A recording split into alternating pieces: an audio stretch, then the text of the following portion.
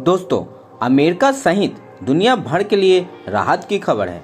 अमेरिकी अर्थव्यवस्था संभावित शटडाउन से बच गई है।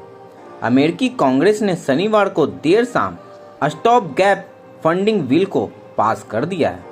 अगर ये फंडिंग बिल ना पास होता तो अमेरिकी सरकार शटडाउन का ऐलान कर देती और बड़ी संख्या में कर्मचारियों को घर पर बैठना पड़ता। ऐसा पिछले एक दशक में कई बार देखने को मिल चुका है। दोस्तों, डेमोक्रेटिक के बहुमत वाले सीनेट में इस फंडिंग बिल को 9 के मुकाबले 88 वोट से पास कर दिया गया, जिससे सरकार आंशिक शटडाउन से बच गई। अगर ऐसा होता तो ये 10 साल में चौथा मौका बन जाता जब अमेरिका में शटडाउन को लागू करना पड़ता। वहीं बिल पास होने के बाद राष्ट्रपति के पास हस्ताक्षर के लिए भेज दिया गया है। तो चलिए दोस्तों, आखिर क्या होता है शटडाउन, आइए जानते हैं।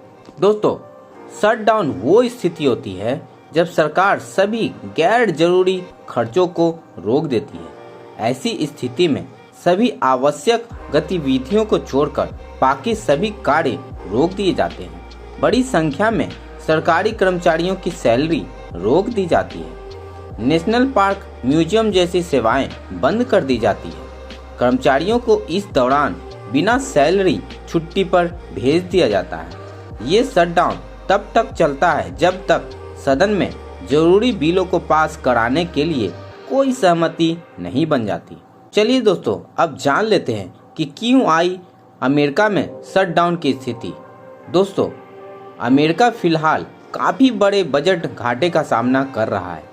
कोविड का असर और ऊंची ब्याज दरों की वजह से बढ़ता ब्याज भुगतान, वहीं अर्थव्यवस्था में सुस्ती से आय पर असर की वजह से बजट घाटा काफ़ी बढ़ गया है। इस घाटे को पूरा करने के लिए सरकार को अतिरिक्त फंडिंग की जरूरत है, जिसके लिए उसे सदन से मंजूरी चाहिए। इसमें गतिरोध की वजह से शटडाउन की आशंका बन जाती है। वहीं अमेरिकी सरकार के शटडाउन को टालने के लिए 29 सितंबर को अहम वोटिंग हुई। ऐसी उम्मीद थी कि हाउस ऑफ रिप्रेजेंटेटिव में फौरी उपाय को मंजूरी मिल सकती थी, जो फिलहाल 30 दिनों के लिए अमेरिकी सरकार के शटडाउन को टाल सकता था। हालांकि सारी उम्मीदें उस समय धरी की धरी रह गई जब हाउस में फौरी उपाय के पक्ष में सिर्फ 198 वोट आए, जबकि विरोध में 232 वोट पड़े। हाउस में जिस उपाय को पेश किया गया था उसमें फेडरल एजेंसियों के खर्च में कटौती और इमिग्रेशन पर रोक जैसे प्रावधान शामिल थे। इस कारण हाउस ऑफ रिप्रेजेंटेटिव में पास होने के बाद भी सीनेट में अटकने का खतरा था, क्योंकि सीनेट में राष्ट्रपति जो बाइडेन की डेमोक्रेटिक पार्टी बहुमत में है। चलिए जानते हैं कि आखिर क्या होता है इसका इकोनॉमी पर असर। दोस्तों, बार बार शटडाउन की नौबत आने से अर्थव्यवस्था पर बुरा असर पड़ता है। अमेरिका की विदेश मंत्री जेनेट एलेन ने भी इस बारे में आशंका व्यक्त की है।